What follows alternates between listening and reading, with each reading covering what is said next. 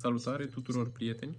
Astăzi pe canal vă arăt cum să reinstalați Windows 11 pe PC.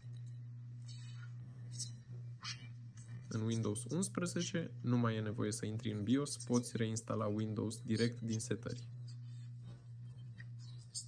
Pentru asta deschid Start și scriu aici Setări.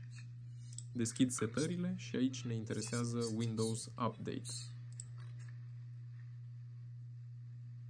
Gata. Apoi activăm opțiuni avansate și apăsăm pe butonul Recuperare Recovery. Și aici avem butonul Resetează acest computer. Aceasta este reinstalarea Windows-ului.